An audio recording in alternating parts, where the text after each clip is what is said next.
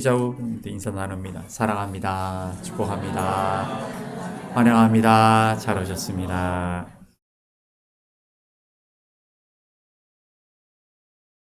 기도하겠습니다. 하나님 감사합니다. 귀한 말씀하러 가셨사오니 이 말씀 함께 나눌 때 성령께서 각 사람의 심령 가운데 내주하시고 조명하여 주셔서 말씀의 참 뜻을 깨달아 알게 하시고 이 말씀 붙들고 살아갈 때에 말씀 따라 살아갈 수 있는 용기와 지혜와 믿음 더하여 주시옵소서. 예수 그리스도 이름으로 기도합니다. 아멘. 할렐루야. 송년 주일입니다.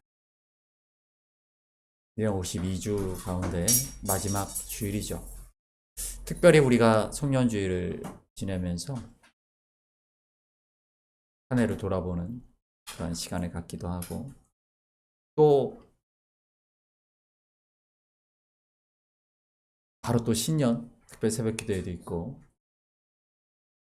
새로운 해가 시작되는 분주한 시기이기도 합니다. 여러분 들어오실 때 문 앞에서 여러분을 맞이한 봉투와 말씀 카드와 2026년 기도 카드도 보셨을 텐데 2026년 기도 제목들은 여러분 쓰셔서 다음 주일에 헌금함을 넣으시면 됩니다. 그리고 말씀 카드를 한 장씩 가져가시면 되고요. 성경책에 띄셔서 쓰시면 되겠습니다. 한 해 동안 하나님 나에게 주시는 말씀으로 여러분 기억하시고 말씀 성경 읽을 때마다 하시면 되겠습니다. 그리고 봉투가 있었죠. 네, 우리 송구영신 기도회 때 오셨던 분들은 작성해서 2층 감사와 소망의 벽에다가 주셨을 텐데 송구영신 기도회에 오지 않으셨던 분들도 오늘 어떻게 사용하는가 사용법은 우리 선유가 잘 알려 주실 겁니다.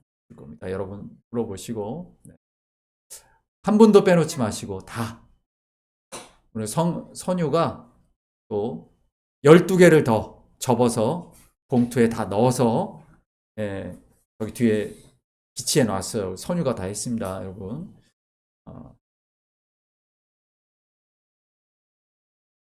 한 분도 빼놓지 마시고 다 쓰시고 놓고 가시면 좋을 것 같습니다. 오늘 말씀 함께 보셨는데요. 너무 잘 알고 있는 우리가 흔히 대홍수 혹은 노아의 홍수, 홍수 심판 뭐 이렇게 부르는 홍수의 시작 부분입니다. 2014년도에 개봉했던 영화 노아에 대해서 제가 말씀을 드린 적이 있었죠. 11년 된 영화인데 당시 이제 최고의 주가를 자랑하던 러셀 크로, 엠마 왓슨. 엠마 왓슨은 우리 자녀들은 누구로 기억합니까? 헤르미니요? 해리포터. 제니퍼 코널리, 뭐 앤소니 호킨스, 미키 루크, 당대 헐리우드 최고의 배우들이 나왔던 영화입니다. 근데 이 영화에서 제일 제가 여러분에게 중요하게 말씀드렸던 게 있죠. 뭐냐면 바로 이 방주입니다. 우리가 방주라고 부르는 테바, 이 테바가 가장 잘 성경적으로 구현된 그런 영화다. 그 다음 장면 보여주시면, 그래서 실제로 방주의 모습을 티브리어 워너, 테바가 뭐라고 말씀드렸습니까? 상자, 상자. 그 상자 그대로. 모세를 담아서 강에 흘려보낸 갈대 상자. 그렇죠? 그 바구니, 그것도 테바다라는 말씀드렸죠? 그리고 법궤, 그것도 테바다. 그래서 상자입니다. 상자 모양이죠. 방주는 상자 모양이다. 그러니까 그 이전에도 헐리우드에서 노아에 대한 영화들이 많이 나왔는데 그전에는 방주가 배처럼 그려졌어요. 이 방주라는 말 자체도 배 주자죠. 예, 배예요. 큰 배를 만들었다. 근데 성경엔 배를 만들었다고 되어 있지 않아요. 이런 거대한 상자, 해발을 만들었다. 그래서 가장 잘 성경에 부합하는 최신 영화다 보니까 아무래도 언어에 가장 적합한 것을 만들었겠죠. 이 테바가 왜 중요한가? 배 모양이 아니라 이게 왜 중요한가? 이것은 뭐 앞뒤는 있는 것 같지만 실제적으로 어떤 동력도 없어요. 어디로 자기 마음대로 나아갈 수 없죠. 예. 아무런 자체적으로 자활할 수 있는 능력이 없는 그런 것입니다. 그저 물결에 따라 떠밀려 다닐 수밖에 없는 그러한 곳에 갇혀 있는 거예요. 그래서 어떤 의미에서 우리가 노아의 방주를 이야기할 때 어떤 안정감이 있는 거대한 그런 항공모함 같은 거대한 배가 아니라 이런 괴짝 같은 곳에 갇혀 있었다. 어디로 갈지도 모르고 어떻게 할 수도 없는 철저하게 하나님의 인도하심. 하나님이 보호하시고 인도하시지 않으면 어디로 가야 할지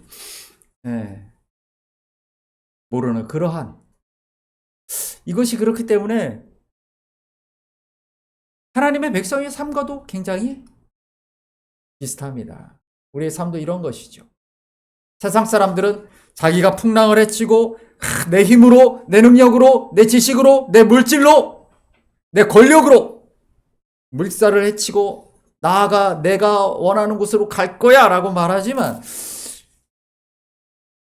말씀을 우리가 깊이 읽어보고 말씀 속에서 우리를 향하신 하나님의 뜻을 본다면 철저하게 우리의 삶의 주인이 하나님이십니다. 내 힘으로는 아무것도 할 수 없습니다. 하나님 이끄시는 대로, 하나님 인도하시는 대로 했습니다라고 하는 그러한 철저한 하나님의 주권을 인정하는 그러한 신앙인의 모습이 그대로 담겨져 있다라고 볼 수가 있겠습니다. 7장 15절 말씀 한번 같이 읽어보시면 같이 읽을까요? 무릇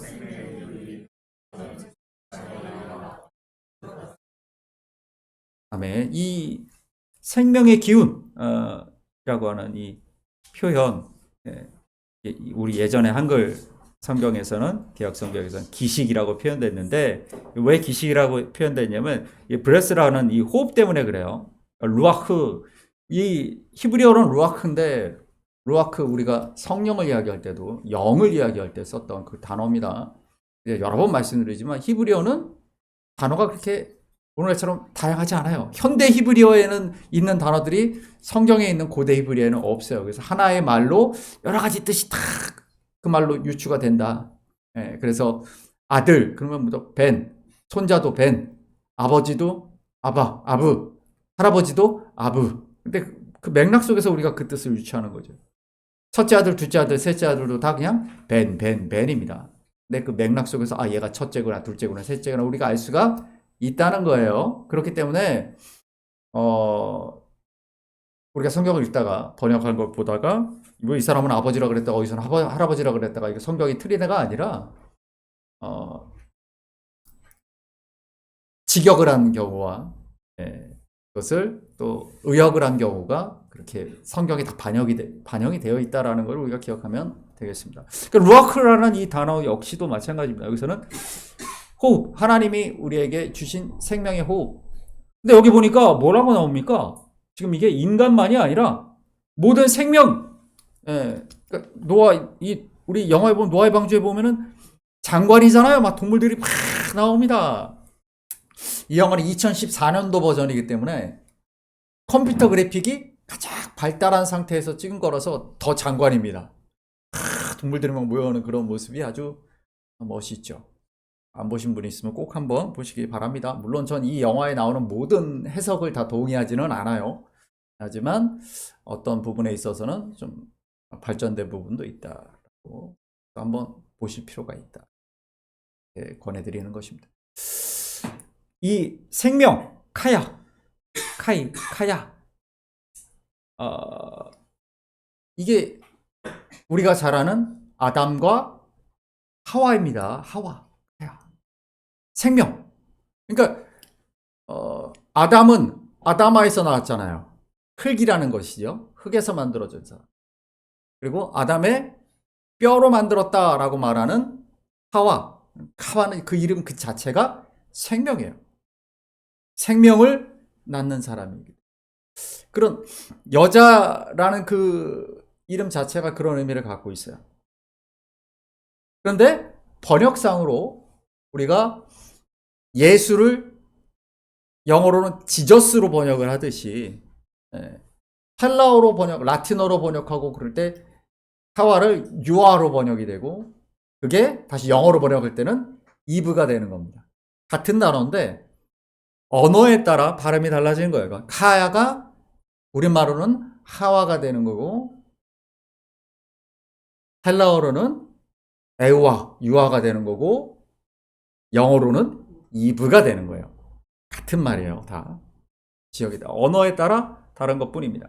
그러니까 생명의 호흡이 있는, 그러니까 모든 생물들은, 모든 동물들은 다 하나님의 호흡이 있어요. 하나님이 다 생명을 주신 거예요. 모든 생명이 그렇게 중요한 것입니다. 우리가 하나님이 이 세상을 창조하셨다, 인간만 존귀한 존재가 아니다라는 것이죠. 귀한 존재입니다.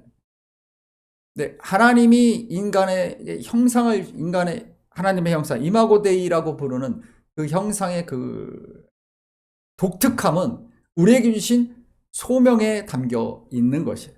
우리를 동역자로 모든 동물들, 생명들과 차이점이 뭐냐? 인간의 차이점이 뭐냐? 하나님의 동역자로 창조되었다는 거죠. 그 존재의 목적이 달라요. 윤진이를 하나님이 창조하신 그 목적은 모든 생물들은 하나님께서 이 세상에서 번성하라, 이 세상을 복되게 살아라 라고 다 지으셨지만 인간은, 윤진이는 하나님이 특별히 하나님의 계획을, 경륜과 섭리를 이 땅에 이루어 가시는데 중요한 동역자로서 소명을 주신 거예요. 윤진이가 학교가 결정이 됐습니다. 그래서 우리가 축하 인사도 하고 그랬습니다. 중요한 것은 왜 그 학교를 하나님이 인도하시는가? 왜 윤진이의 삶을 그렇게 인도하시는가? 우리 은혁이도 애논이도 하나님께서 왜 그 걸음을 걷게 하시는가? 그 길에 하나님의 소명이 있기 때문인가? 그렇게 생각해야 돼. 그렇게 생각해. 우리 한 걸음 한 걸음의 삶이 다 하나님의 소명 가운데 있다. 그렇기 때문에 우리가 때로는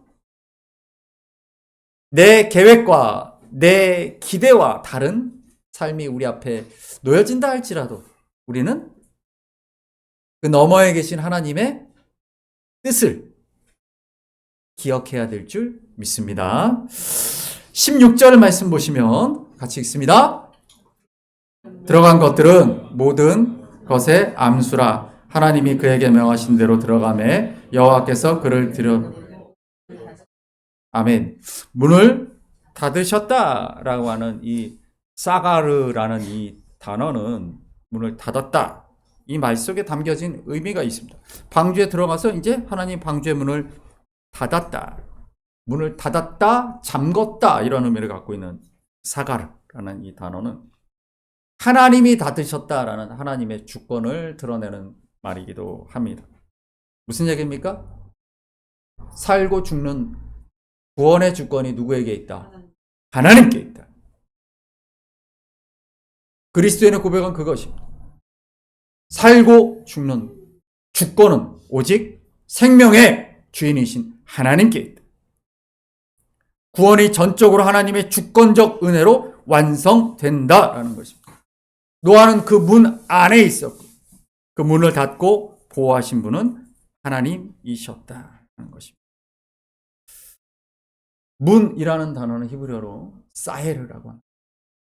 이 문은 그 말해서 삶과 죽음, 생명과 죽음, 그리고 구원과 심판을 가르는 경계입니다. 여러분, 예배당의 문도 그렇죠? 세상과 교회를 가르는 문이죠. 문 안에는 하나님의 보호와 생명이, 문 밖에는 심판과 죽음이 있습니다. 여러분, 그리스도인은 항상 그 경계선에 서 있는 사람입니다. 문 안으로 들어오면 생명이 있고 구원이 있습니다. 문 밖으로 나가게 되면 심판이 있고 죽음이 있습니다. 늘 그것을 기억하고 살아가는 사람입니다. 그리고 내가 문 안에 주님의 부르심을 따라 문 안에 있음을 감사하는 거지. 우리 친구와 함께 비전 목장 우리 후반기 전도 행사로 경주월드를 다녀왔죠. 즐거운 시간을 보냈어요. 시은이? 네, 시은이가 옷을 너무 얇게 입어서 추워 보이던데. 네. 시은이 친구와 함께 했는데 우리가 세상에 그런 친구들이 있어요. 근데 우리가 전도를 한다는 건 무엇인가? 나는 구원의 문 안에 있고 생명의 자리에 있음에도 내가 사랑하는 친구는 아직도 문 밖에 있다는 걸 기억하고 문 안으로 그를 이끄는 것, 인도하는 것, 부르는 것. 여러분, 그것이 전도입니다. 그런데 내가 생명의 문 안에 있음을 기억하는 사람, 감사하는 사람, 그 사람만이 문 밖에 있는 자들을 부를 수가 있는 거예요. 언제? 문 닫기 전까지. 문 닫기 전까지. 창세기 7장 23절만 한번 읽어볼까요? 창세기 7장 23절입니다. 지면의 모든 생물을 쓸어버리시니 곧 사람과 가축과 기는 것과 공중의 새끼자 이런 방주에 있던 자들만. 아멘. 문이 닫히니까 이제 방주 밖의 모든 생명체는 죽음으로 쓸려가는 것이죠. 다 쓸려가는 것입니다. 여기 왜 쓸어버린다는 표현을 씁니까? 그냥 하나하나가 죽는 것이 아니라 한꺼번에 심판이란 이런 것이다라는 걸 보여주는 거예요. 아주 가혹한 냉철한 심판이 내려지는 거예요. 문이 닫히기 전까지는, 구원의 문이 열려 있을 때까지는 기회가 있어요. 하지만 문이 닫히면 방주에 있던 자들만 남는 것이에요. 구원의 문 안에 들어오는 자만 남는 것이에요. 그 전까지는, 문이 열렸을 때까지는 다 똑같아 보여요. 문 안에 있는 자나 문 밖에 있는 자나 똑같아 보여요. 그러나 문이 닫히면, 하나님이 닫으시면 그 다음에는 쓸려가는 자들이 있고 생명으로 남아있는 자들이 있다 하는 것이죠. 우리 말씀 읽어볼까요? 요한복음 14장 6절입니다. 읽습니다. 예수께서 이르시되 올 자가 없느니라. 아멘. 주님이 생명의 문이십니다. 내가 그 길이요 진리요 생명이다 라고 말씀하시죠. 다른 방법으로는 그 방주에 탈 수가 없어요. 유일한 생명의 문은 예수 그리스도. 그 경계에서 아직도 머뭇거리는 사람들이 있을 수 있어요. 내가 이 문 안으로 들어올까? 계속 왔다리 갔다리 하는 사람도 있어요. 결단하지 못하고 하나님을 나의 주인으로, 내 인생의 주인으로, 내가 하나님께 부름받았고 내가 하나님이 주신 소명을 갖고 살아가는 사람이라는 것을 아직 확신하지 못하는 사람들이 있어요. 그래서 계속 그 문을 왔다리 갔다리 하는 사람들이 있어요. 어떨 땐 내가 신자인 것 같고 어떨 땐 내가 세상 사람들처럼 자유로운 사람인 것 같고, 그래서 그 밖이 자유롭고 그 밖이 행복한 것 같아. 그렇지 않다라는 것을 성경은 우리에게 알려줍니다. 마태복음 24장 말씀 볼까요? 읽어봅니다. 그러나 아들도 모르고 오직 아버지만 노아의 때와 같이 계속 있습니다. 홍수전에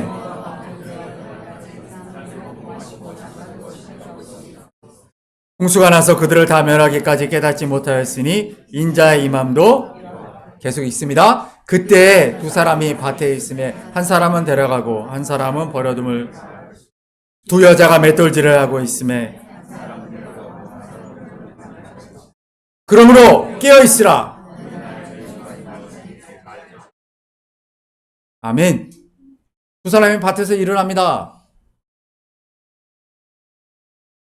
똑같은 사람 같아요.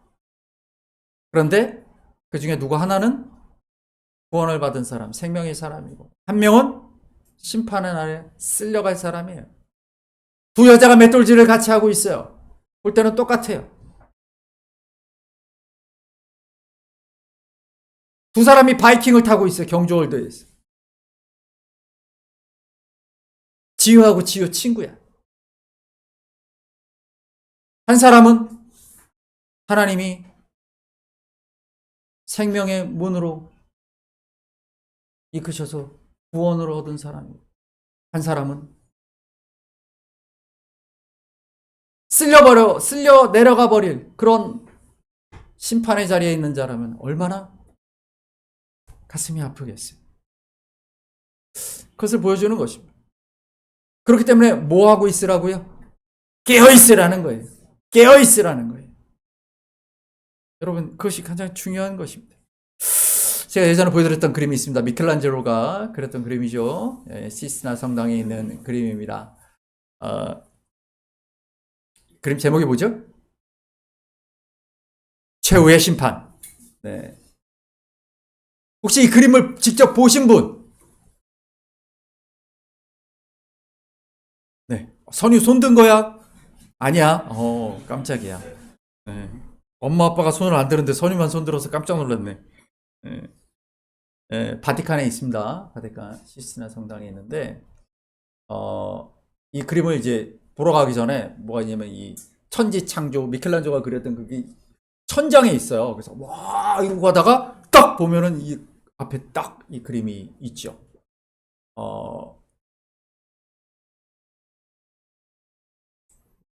작아서 잘 안 보이시죠? 네. 확대해서 보여드릴까요? 그 장면. 네. 예수 그리스도의 심판, 이 근육질에, 예수 그리스도의 모습은 바로 심판의 날에 내려질 심판이 얼마나 단호하고 냉혹한 심판인가를 보여주는, 방주의 문을 닫으시는 그러한 모습을 바로 이런 강한 예수 그리스도의 모습으로 표현한 것이죠. 이 그림은 우리가 잘 아는 단테가 지었던 신곡이라는 그 서사시에 영감을 받아서 미켈란젤로가 그린 그림입니다. 단테는 이 신곡을 14세기에 썼고 미켈란젤로는 15세기에 이 그림을 그렸죠.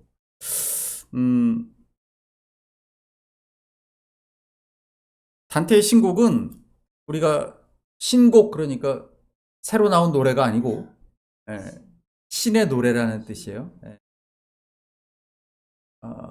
원래는 이제 디비나 코메디아라 그래서 코미디입니다. 코미디. 희극이에요. 희극.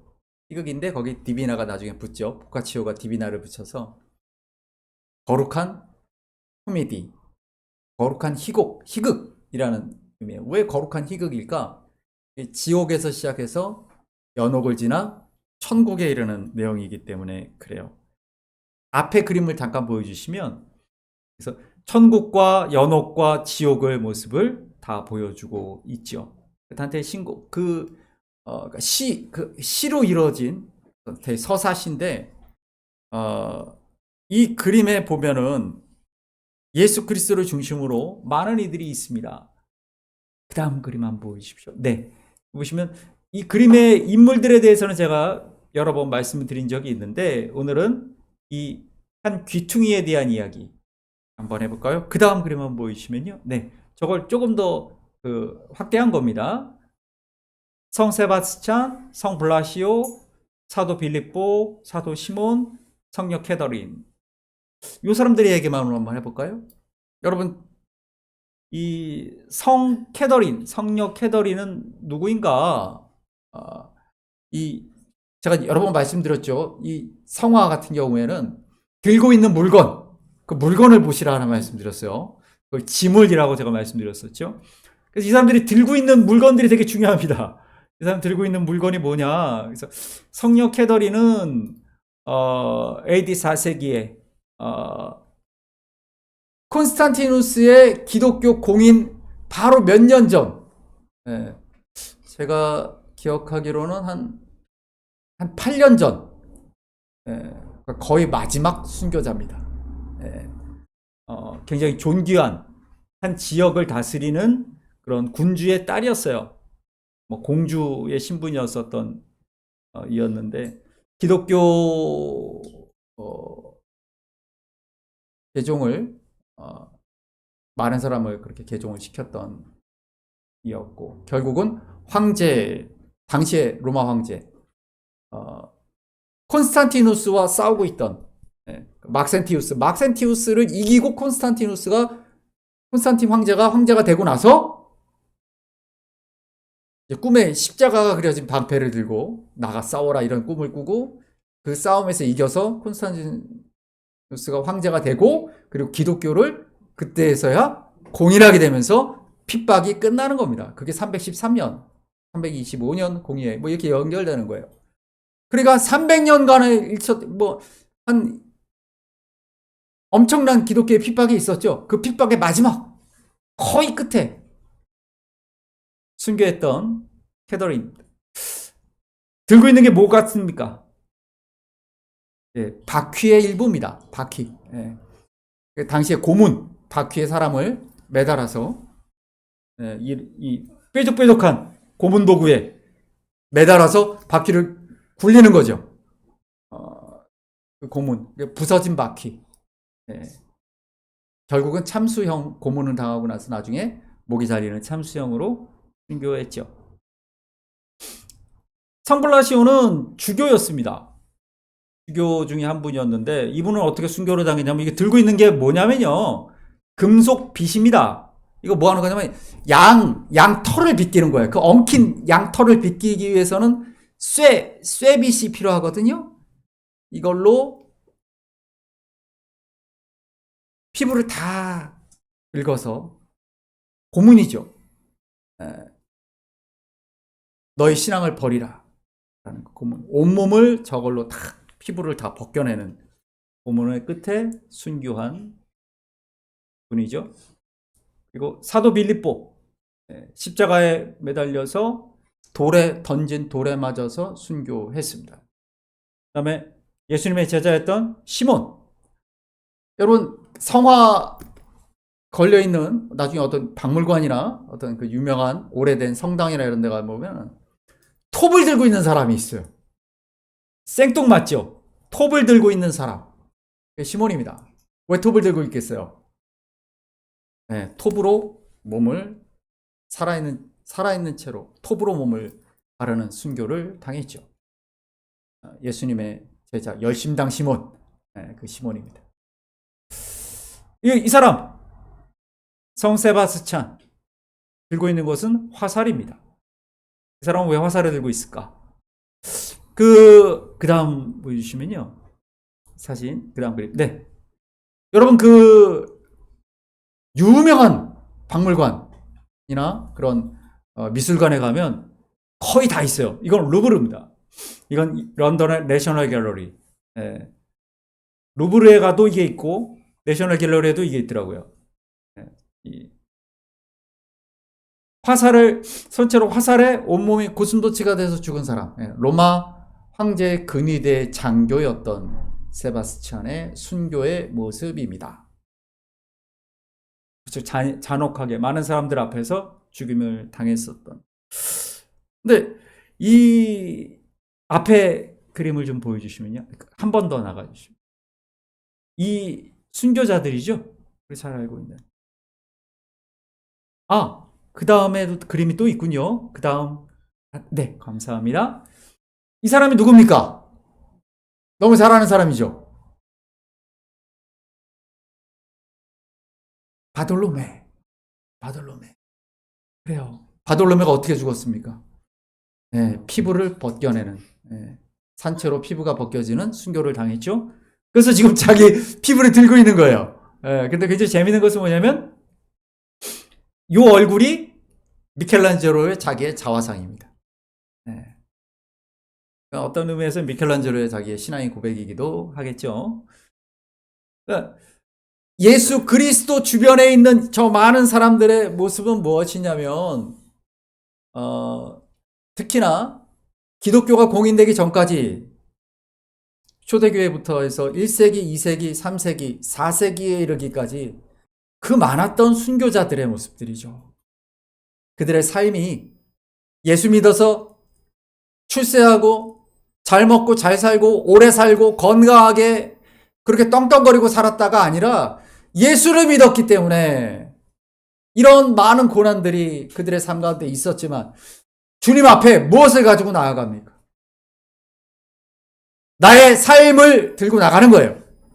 이건 그냥 순교의 도구가 아니에요. 내 삶이죠. 내가 어떻게 살았나? 하나님, 내가 이렇게 살았습니다. 하나님 소명 따라 내가 나의 소명을 감당하며 이렇게 살았습니다라고 하나님 앞에 나아가는 거예요. 주님 오시는 날, 우리가 대림절 기간에 주님 오시기를 우리가 기다립니다. 마라나타, 주님 오실 때 내 삶을 들고 가야 된단 말이에요. 뭘 들고 가겠습니까? 뭘 들고 가겠습니까? 우리 현진자매 피아노를 이렇게 이고, 우리 김혜경 집사님은 아름다운 꽃을 이렇게 탁 하나로 안고 할 수 있게. 우리 지호는 드럼을 머리에 이고. 여러분, 우리가 올 한 해를 돌아보는 송년주일입니다.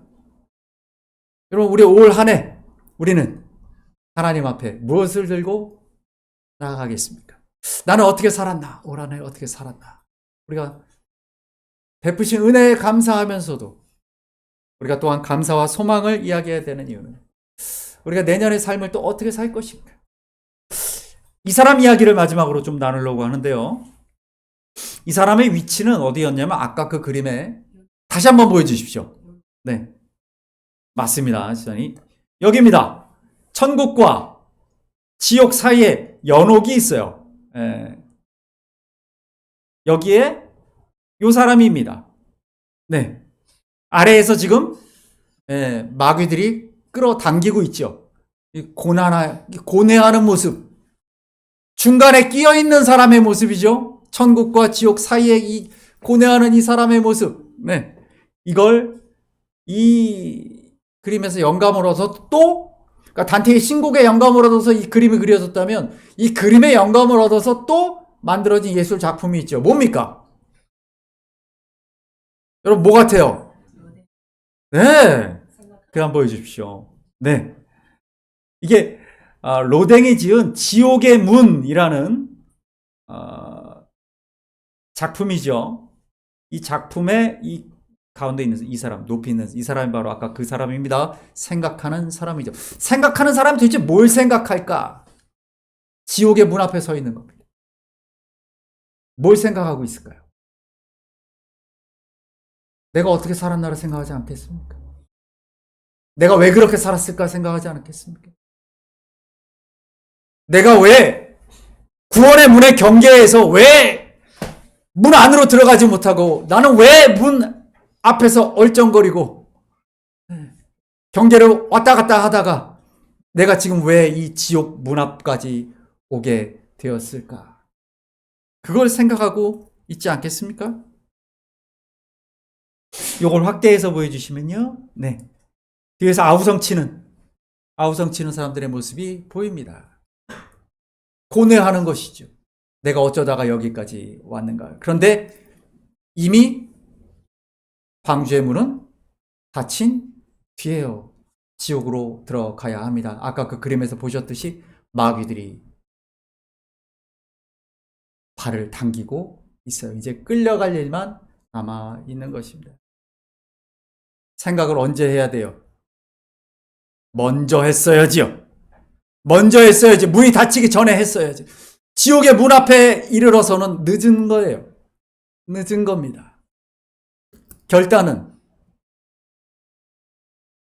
문이 닫히기 전에 내려줘야 됩니다. 지옥 문에 이른 후에 고뇌해봤자 이미 늦은 거예요. 창세기 6장 14절 말씀 읽을까요? 같이 읽습니다. 너는 고페르나무로 너를 위하여 방주를 만들 때 아멘.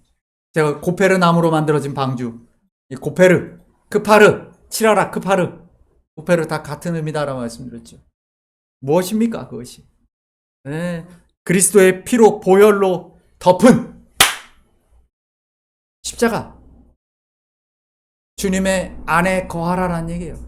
주님 안에 거하라. 방주 안에 거한다라는 건 무슨 얘기냐면 주님 안에 거한다는 얘기예요. 주님의 보혈 안에 거하라는 얘기죠. 그것을 저는 방주가 성막하고 같은 것이다라고 말씀드렸었죠.